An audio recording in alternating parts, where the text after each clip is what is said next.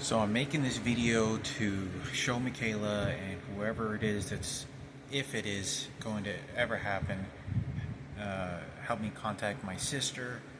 And this drawings that I did is probably one of the most profound experiences out of all the drawings that I've drawn when it comes to Mikayla and what I saw.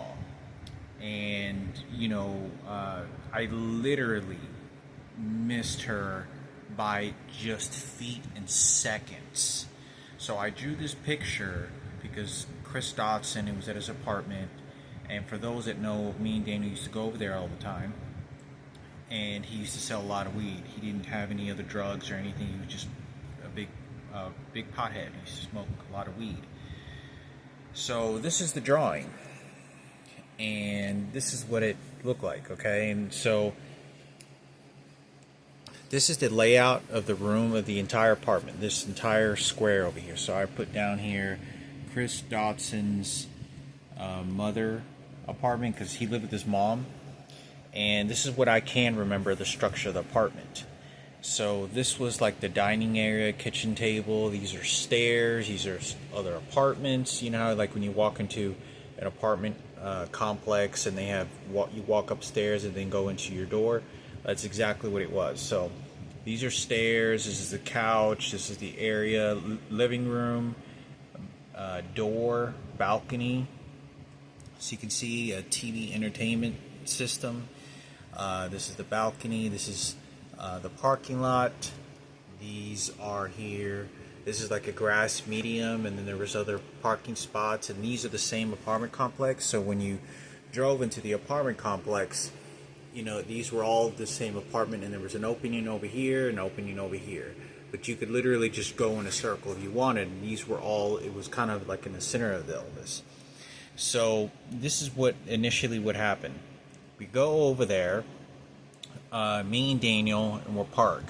Now this is what I wrote these little question marks here, just because not sure if this is actually like this was the bathroom or there was a bathroom over here, but I want to say it was either over here or over here in the apartment. But anyway, I put this because I wasn't too sure. So I put it. This is me and Daniel Box used to drive this '86 Suburban like all the time, like 30, 56, like 50, 60 times to Chris Dotson's apartment.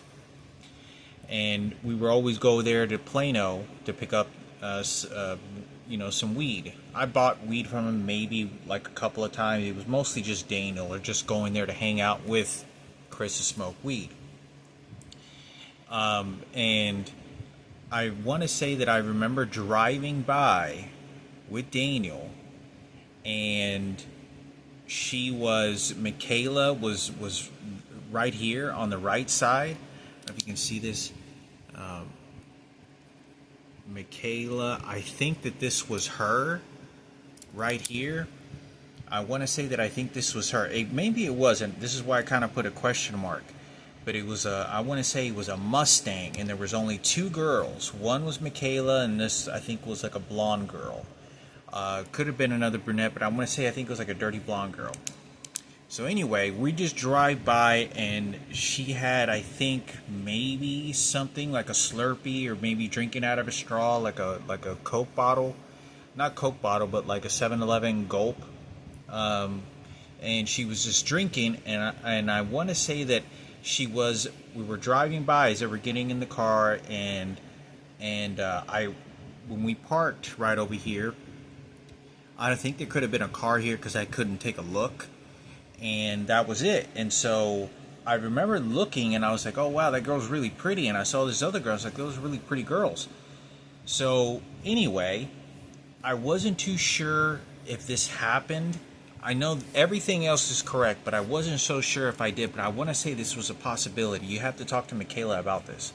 So anyway, so we always drive by. This is the apartment complex, and Daniel always parks in these few 3 or 4 different spots every time. Okay, we go there, going up the stairs, we walk over here, and we walk into Chris Dotson's room.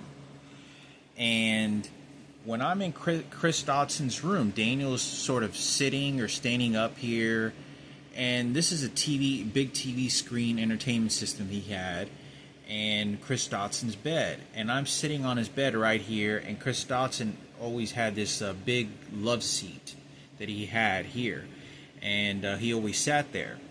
So, and as he would play video games, and we would be playing video games, and when we're there with Chris Dotson playing, I'm sitting on his bed, and he begins to tell me about Mikayla, and he begins to tell me, about Mikayla, and he doesn't know that he doesn't know Mikayla. Like she literally, Mikayla, he said, was with some other girl that he had met, because Chris Dotson was pretty paranoid all the time, because he was selling loads of weed all the time, like pounds of it, and hydroponics, and he was making he had like $5,000 worth of video games and consoles and stuff like that. So anyway, he tells me, and he says that this girl walks in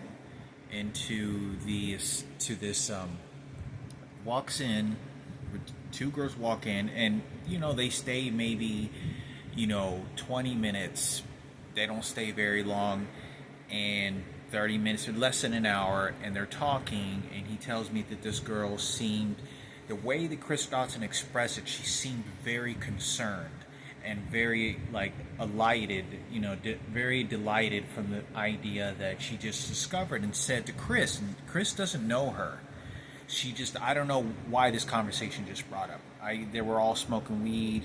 I want to say that I think she smoked, took a couple hits, or she didn't smoke at all. I don't remember that very much, but it wasn't like a big smoking session. It was like smoking a joint and then leaving, or smoking a bowl and then leaving. And she said that yeah, there was this girl that came in and said that she said that she just found out she had a brother named Hector, and in a different town in Carrollton, or I don't know if she said in Carrollton, but lives in a different city in Dallas somewhere. And Chris Dotson told me, and he goes, I know a guy named Hector. He goes, and she said, he goes, oh really? And he didn't go into elaboration, but knowing how Chris is, and when you say someone's name, what are the chances of something like that happening? Like, you're not going to think you're going to be meeting my long lost sister I never knew I had just randomly as I'm about to walk to your apartment and go smoke weed. So we're literally, I'm not there, but they're talking, and she said that, yeah, she said her I want to say that I think she said her dad had just gotten out of prison, which would make it my biological father, Hector. And I had no idea that I had a biological father. And this is one of the few instances that I remember, I remember leaving after having this conversation with him. But before I get into anything else, they're there for 20 minutes, and they leave. And so they leave, we walk in, and I don't remember, and this is what I don't remember, whether we just parked and there wasn't anybody there, or they literally left and we walked in. So we walk in, we park, we walk in, and then I sit down and we're having this conversation. And he literally tells me, he goes, didn't you see the two girls that left? He goes, yeah. He said, they just left like 5 minutes ago, like a couple minutes ago or something. And I was, no, I don't know, did I? And so I don't know how many times they had been there, but I want to say that I think it could have been another time where we just happened to be driving by and they were leaving. But I didn't remember, because I would have said something to him. I was like, you didn't see the two girls? And I think it could have been another time. So we were sitting there and talking, and he's like, yeah, they literally just left. He goes, they literally just left like 5 minutes ago, like 10 minutes ago. You didn't see them? So I asked him, and I said, sister. I go, did she look like me? He goes, what was her name? And he said, I want to say he said Mikayla. And he said that, yeah, this girl, she just brought up the conversation. She said that she found out she had a half brother, or long lost brother she never knew she had. like a couple of months ago or weeks ago, or like within at that time several months ago, she found out she had a brother, and that's me. My name's Hector. How she knew my name before anything else, because her biological father, our biological father, is named also Hector, is very shocking to me, because to me it's really shocking, because I'm thinking to myself, okay, I'm trying to remember what Chris said. I said, hey, yeah, she said, and I don't know if Chris said that, yeah, she said her dad just got out of prison, and just got out of prison, and I don't know if she said that she had any communication with him, or she knew who he was, but her parents were separated, or something like that. I'm kind of sketchy about that part, but I want to say that I think that happened. Everything else is exactly on point. You know, we're talking about it, everything. The only thing is whether he said that my father just got out of prison, or she said that she had some sort of low-level communication with our biological father, because he was locked up for like 7 years, for like a long time. So I wanted to make this video for Mikayla, that this is 100%. I remember this 100%. Couldn't be more accurate with this.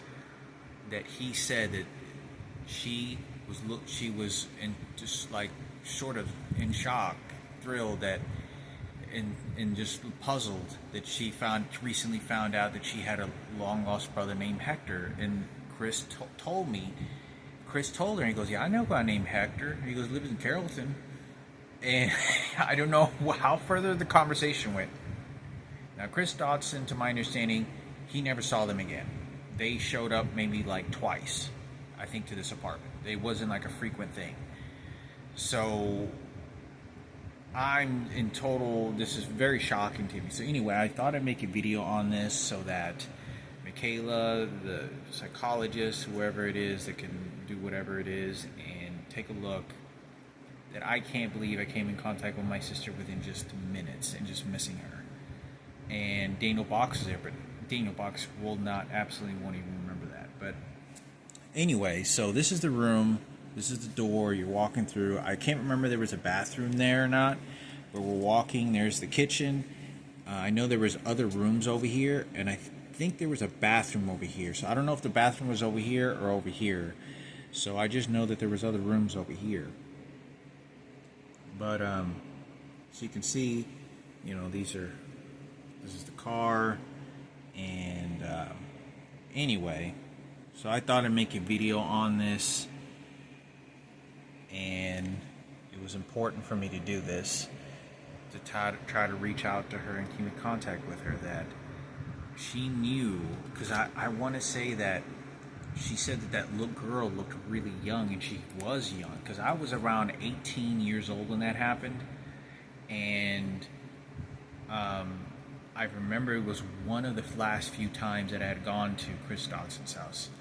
I could have been at 18, maybe 9. I don't think I was 19, I was 18. And that would have made Mikayla somewhere around the age of about 14 years old, but she was tall and she kind of sprouted. So he said that he found out too by someone else saying, yeah, I just found out she was like 14 or 13 years old, or something like that, or 14. But anyway, I thought I'd make a video. Thought that I make a video on this so that you can take a look. I posted the pictures on Facebook. Now I'm saying this because I know that my YouTube and Facebook and Instagrams are all controlled and hacked into by someone or something, or the companies themselves, because of all the thousands of videos and pictures that I've posted on YouTube, and I get very low level views, and that means for some reason, out of all the attention in the public eye that I've been in, and all the people that harassed me, threatened me, done all these things, yet I'm only getting like 2 or 3 views on some of these videos. Every single person in the city that I'm going to, and all the attention that's been caused, and celebrities getting involved in all sorts of stuff, would have skyrocketed all my YouTube videos. because everyone would have found out. So anyway, so I thought I'd make this video for Mikayla. And we used to go to this place, Chris Dotson, and Chris is the one that brought that up to me, and he looked very puzzled. And I asked him, this is 100% I said, does she look like me? And I was looking at him, and this is kind of one of the times that I had a eureka moment, thinking to myself, I remember seeing my biological father, and I remember seeing him, and I remember, I saw someone that looked exactly like him when I was a kid, and I sort of got like, sort of like a blitz of shock of thinking to myself, like my dad's Raymond Palomo, like was my mom not telling? Because my dad was having sex with my mom, and I seen them and heard them. What the hell's going on? And who was this guy? Because there was no conversation ever with my mother. So anyway, I thought I'd make a video on this to post on YouTube, and you can give this to Chris Dotson, Mikayla, and then we'll be able to provide that evidence. I'm really astonished that Chris Dotson, he was able to bring that up, and Chris Dotson has a really good memory, from what I recall. From what I recall really well, he has a really good memory. Chris Dotson does, so he'll be able to confirm this 100%, and Mikayla should be able to confirm this 100%. So there you go. Hopefully this is going to help me to come in contact with Mikayla.